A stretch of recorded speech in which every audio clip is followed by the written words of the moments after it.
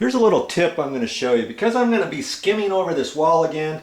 Yeah, could I put tape over this? Yes, I could. But this hole goes all the way through. There used to be some molly bolts here, and the telephone used to hang on the wall here. Well, that was many, many years ago. So those screws were there, and I thought, hey, Joe, it's got to go. So instead of putting webbing tape over this time I'm just going to use my silicone caulking, and it looks like a pretty big hole, but I'm going to run it on the outside edges and then work my way towards the middle, and it's going to stick everywhere on there. Okay. Now I can wipe this off like that, and once that dries, that's going to be a nice tight bond.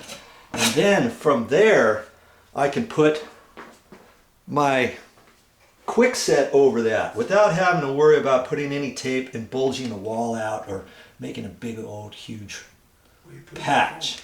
Okay, so I'm just going to put a little bit more on that one. That was one I had just done prior. And silicone, if you've not used silicone, this is kitchen and bath silicone. It bonds really good. So that's going to dry overnight. When I come back here to do my quickset, I'm going to go right over that, and voila, I'll be ready for skim coat after that. Okay, now I have a joint. Here's an inside joint, and this was the existing wall to the right side, and this was the new wall when they built out the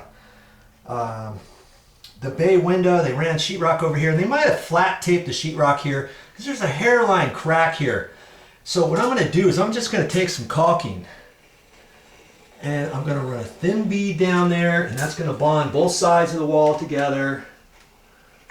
Okay, I'm using silicone caulking, and it doesn't matter because I'm not painting directly over that. I'm going to be skimming this out. Okay, that's going to help bond everything in there, and that crack should not reappear itself once we get ready to spray texture these walls after I skim it. There's another tip for you. Well, since this was the exterior wall and I had my caulk gun out, I went ahead and just filled up the nail holes, because as you saw, some of those were rusty, and since I'm not going to do any more today, I thought that would just bond it a little bit better. I thought I'd try something different this time, and so tomorrow I'm going to come back and do the quickset. I think I'm going to wrap it up today. What do you think, guys? Yes. Yep. Yeah, because, you know, I mean, I'm in my uncle's kitchen area. The table's over there. I got all my stuff here, and I still have to clean up. And that's the beauty of working at somebody's house, isn't it? Yeah. Yes, every time you come, you got to move everything out of the way. And then when you get done for that day, you got to move everything back in.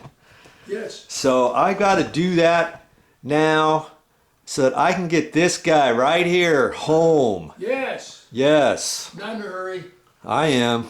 I got other things to do today. Like what? Like what? Okay, so tomorrow, what are we going to do here tomorrow? We're going to do all the quickset patches, and there's a few of them, and I'm hoping to get all of the patch areas done tomorrow, as well as getting in to do the skimming. I'm still got to skim on these walls. I got to do these patches here too. The patches will go pretty good when you use quickset. That's a tip for you. Anytime you do sheetrock patches, you want to use quickset so you can put 2 coats on the same day. It'll be hard enough. It won't shrink. It'll dry so you can put another coat over it, and you can also get onto your regular all-purpose joint compound on the same day. Oh yeah. That's the way to do it. Yeah. Hey, well, that's all I got for today, but I'll be back with more videos.